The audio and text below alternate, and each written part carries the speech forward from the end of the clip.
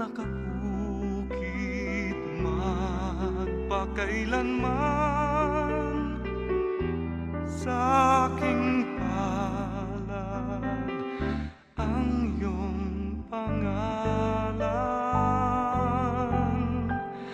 Malilimutan ba ng ina ang anak na galing? I'm Leslie Irene. I'm the eldest niya bata. Tapos, ang mambal ko kay mama, ano na si mama, stricto, pang bata kami. Hindi ko pwede ka masyado kalagaw. Pero, as time went by, medyo naghalog-halog naman. Pero amo gina, pag damo maging si mama maging tudlo sa akon nang kag nagamit ko na hasta sa pagtigulang ko. Ang message ko kay mama, last message ko kay mama na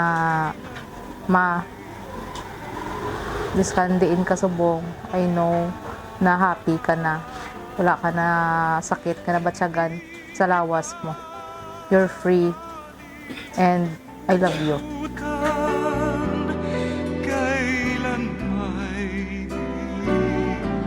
pababayaan?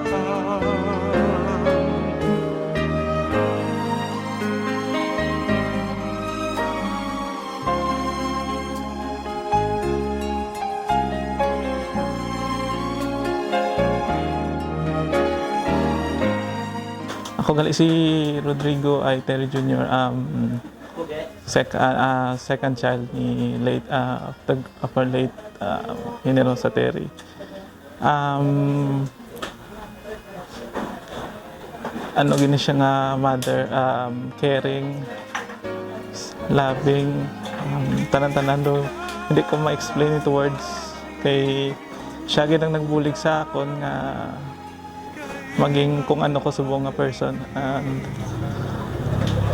And kung hindi tungod siya, wala ging siguro ka hindi ko sure kung makatapos ko pero siya ginagbulig sa akon man. Sila duha ni Papa, kag dako gid pa. Salamatan ko sila kag kabay pa makabawi gid ko. Ang message ko kay Mama, makakondayon ka man subong. Gusto ko lang mabalaan mo nga palangga ginamon kag hidlaw gid kami simo kag hidlawon gid kami simo. Kag thank you gid sa tanan, italo namon ang mga learnings kag mga teachings kasamon. Sa mamba ko lang, i-guide mo lang kami always, Lord God. Ikaw na bala kay Mama and rest in peaceful ka na, happy ko nga peaceful ka na kag until we meet again, Ma.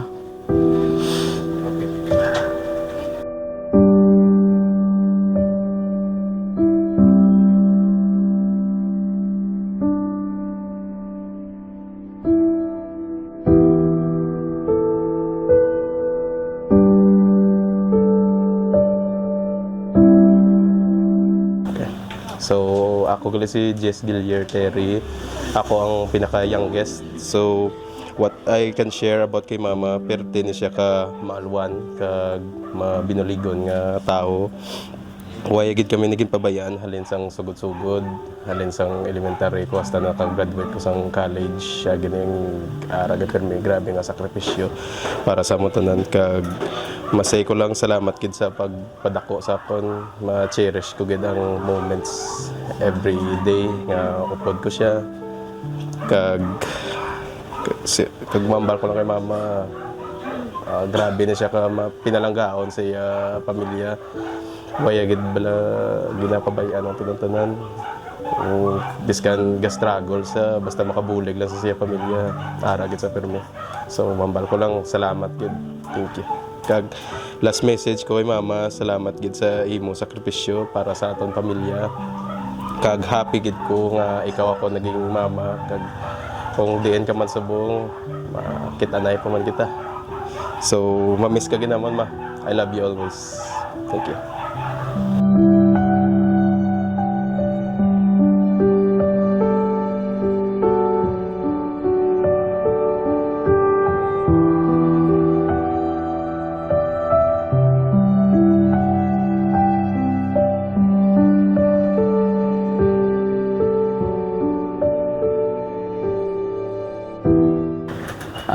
Ako gali si Rodrigo J. Terry, asawa ni Generosa I. Terry.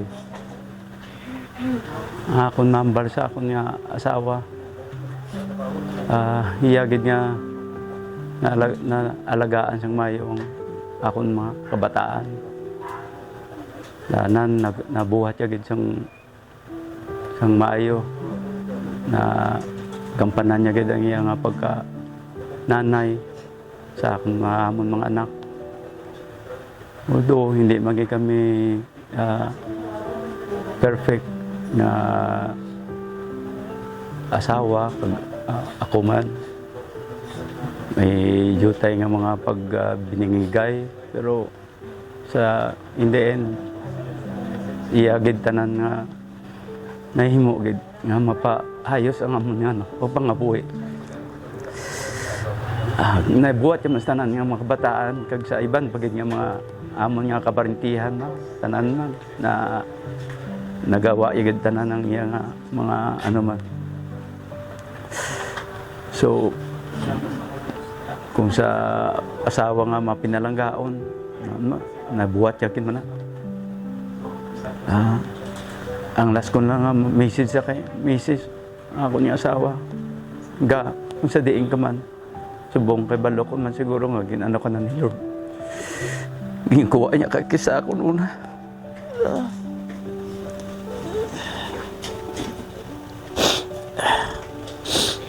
Pero siguro si Lord na lang bala gid si mong ara ang mga kadagor siya tupad.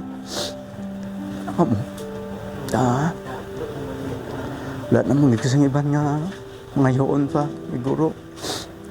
Ako na lang padayunan ng imo nga nabili nga mga bulwaton parang kuhan ko atong akbataan. Nasurvive ko man yung tanan nga. Tapos ano na, until we meet again nga, until forever, mamimiss again namon until forever. Ano na.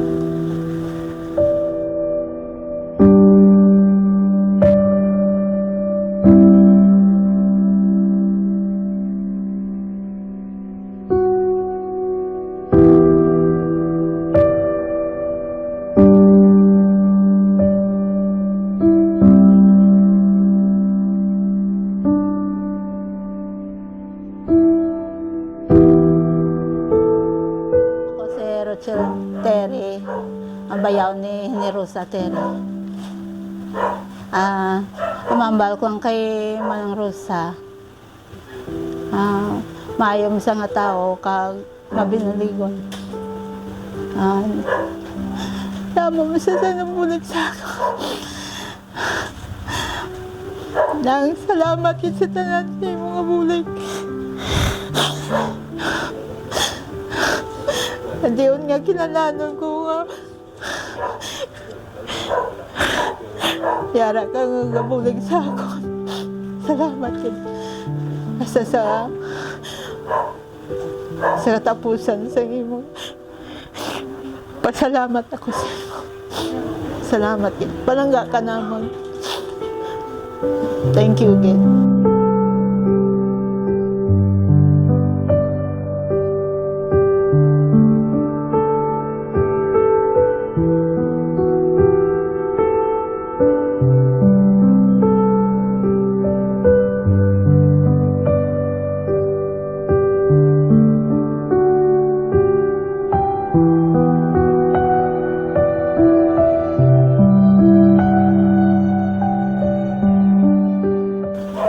Ako si DC Iguales, inablos ni Generosa Terry. Namasaling ko lang kay tita nga mabuot it siya nga tiya. Dason do siya na ang akon nga pang kaduwa nga iloy. Mapinalanggaon. Dason mambal mo lang kay tita. Palawaka lang gid sa pero mabinuligon gid. Alwan gid nga tao. Salamat gid sa madamo ta. Sa mga nabulig mo sa akon. Hindi tagi ka malipatan.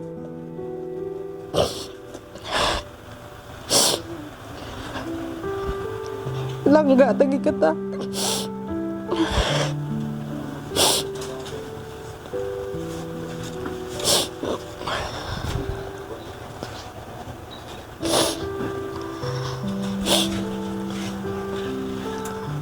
Nagmandamo gid sa salamat sa tanan. Idlawon kag gid idlawon gid kami sa imo ta.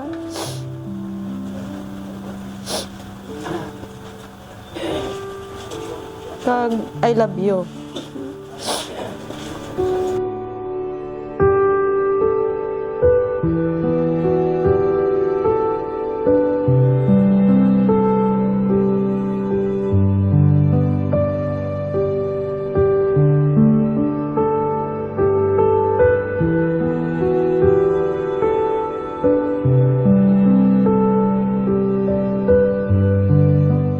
Hi, I'm Camille, one of the girlfriends ng Iyabata. Ang mamba ko lang, akag hindi ko malimtan kay tita is super generous kid sa klase tao. Tapos, always kami nagalagaw, pang relief. Kung diin ka man subong, I know you're happy. Thank you kid sa tanan yung mga memories. Sad, happy, aki. I-cherish ko kita na niya moments ang of the night. Kabay nga, i-guide mo lang kami always. Sila ni Tito, sila ni Ate Ay, ni Kuya, si Jess. Nagapasalamat din kami tanan sa sacrifices mo ginahimo sa amon, sa pag-guide mo sa amon. Thank you gid sa tanan ta.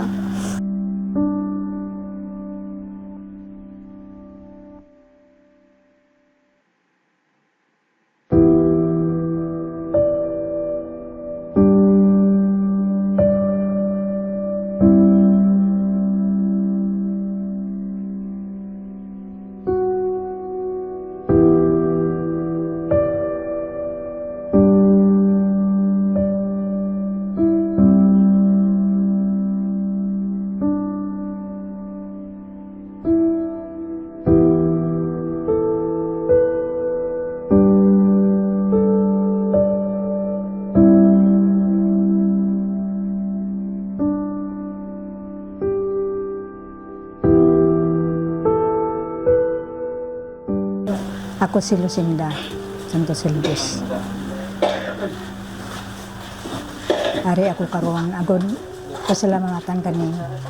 Dako man ang bisan nadula ka man sa amon pero na dako man ang nabulig mo sa amon.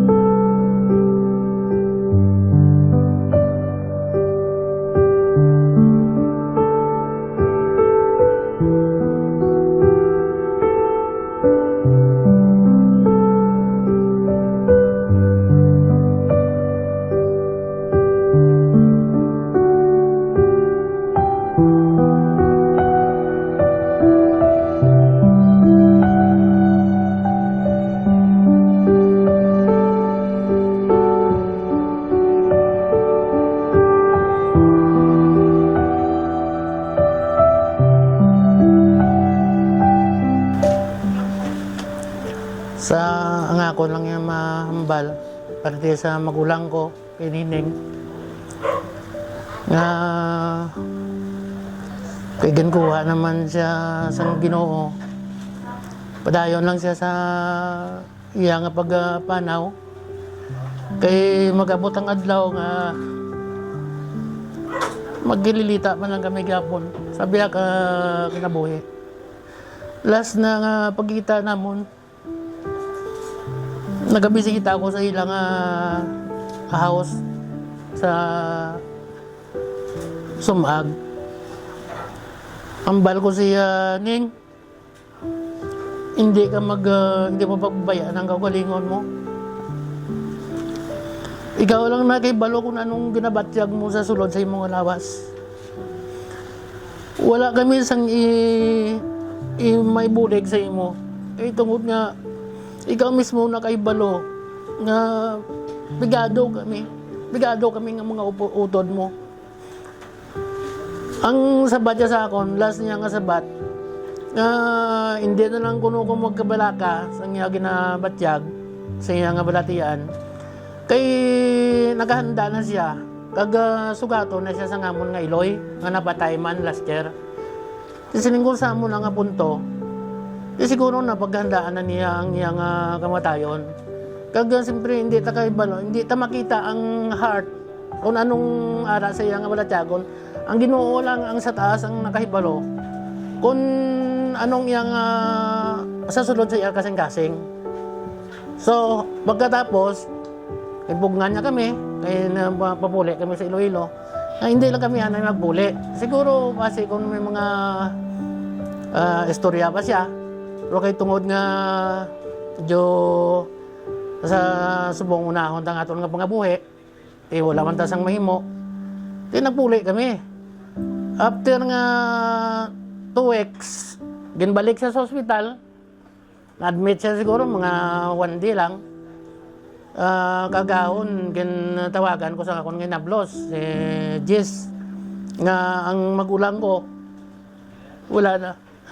Masakit man sa amon. Nga mga magulutod, pila na lang kami. Masakit man nga nagbiha na sa sang taliwan. Hindi na namon sa makita. Forever na, hindi na kami makita na. Siyempre, ako, dyan walang-wala ko. Nagtabo kami di. Para makita ko siya, personal. Ang pinaka-importante akong presensya. Ang nakita siya, ay baluan niya, kung ano ko. Bisan sa una, hindi malikawan nga kaming mga ulutod. May mga istorya nga sa nag-agi. Siyempre, pwede ka magsungkod, pwede ka ma-discourage sa utod mo. Pero ako, mga utod nila, ako nagpalapit ko sa ila. Nagpakita ko sa ila. Presensya ako, ginakuan ko sa ila. Para makita nila kung ano man akong sitwasyon. Amo lang nang akong mambal.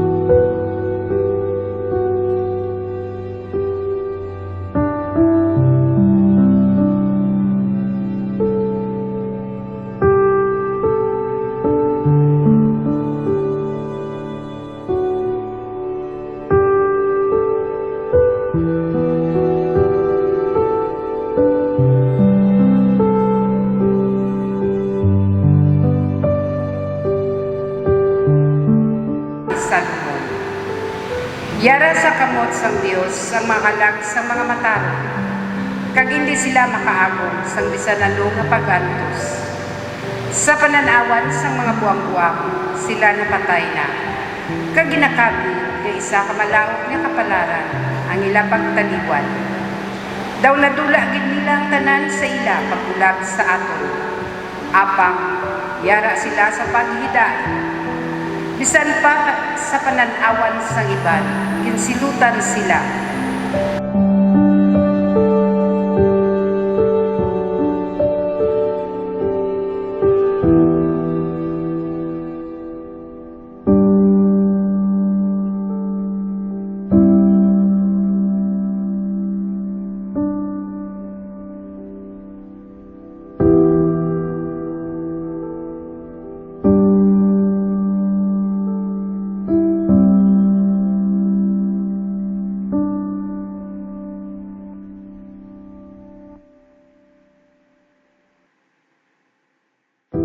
Ang Ginoo sa inyo Kagyaraman sa imo. ang pagbasa sang Santos nga Ebanghelyo suno kay San Mateo. Himaya sa imo o Ginoo. Sadto nga tion si Jesus nagsiling, nagapasalamat ako sa imo o Amay Ginoo sang langit kag duta, kay gintago mo ini nga mga butang sa mga maalam kag may tinun-an, kag ginpahayag mo sa mga magagmay. O Amay, kay amoy niyang imo nahamutan, ang tanan gintugyan sa akon Amay sa akon. Wala sing may nakakilala sa anak kundi ang Amay, kag wala sing may nakakilala sa Amay kundi ang anak, kag bisan sino nga namutan sang anak nga ipahayag ang Amay. Kari kamo sa akon kamutanan nga nabudlayan kag may ginapasan, kay mahapos dalhon ang akon gota kag mamag-an ang akon palasanon. Mga kauturan ng Ebanghelyo sang Ginoo. Dayawon ka o Ginoong Heso Kristo, paliog maglingkod para sa humiliya. Lamang himata, kaparentihan, kag mga abyan, ako nagupod gid sa inyo nga kalisod kag kasubo. Na ako tanawon naton mga kauturan ang kabuhi sang tawo, nagapabilin ini nga isa ka misteryoso. Nagakalipay kita sa kabuhi, pero sa gihapon wala kita nakahibalo kung saan ini magatapos o kung magauntad. Nawining kamatayon, isa ka ordinaryo nga hitabo sa aton nga pagpangabuhi. Klaro sa aton nga ang aton kabuhi may limitasyon.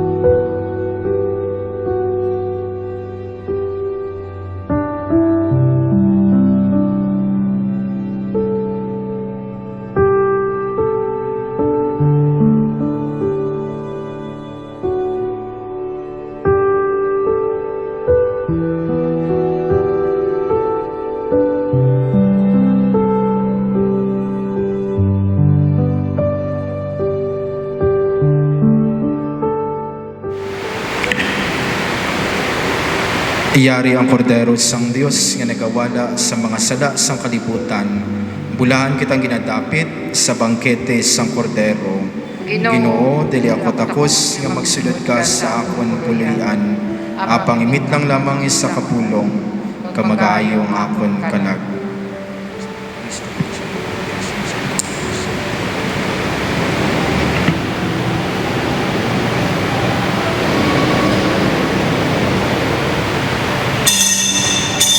Tion sa pagkalawat.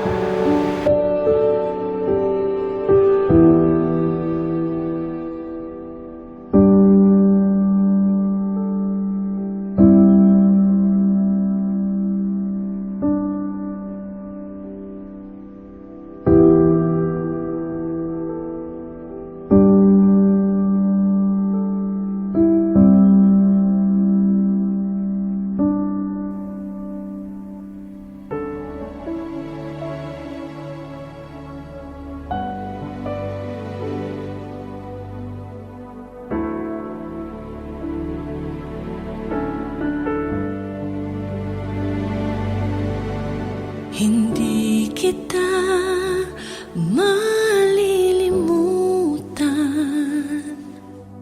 hindi kita pababayaan. Nakaukit magpakailanman sa aking palad ang iyong pangalan. Malilimutan ba ng ina ang anak na galing sa kanya, sanggol sa kanyang sinapupunan? Paano niya matatalikdan? Ngunit kahit na malilimutan ng ina ang anak niyang tangan, hindi kita malilimutan kailan may di pababayaan. Hindi kita malilimutan kailan may di pababayaan.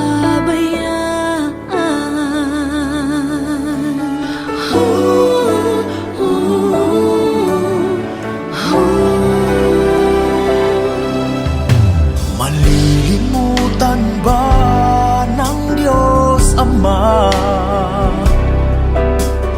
na ikaw ay katumbas ng buhay niya?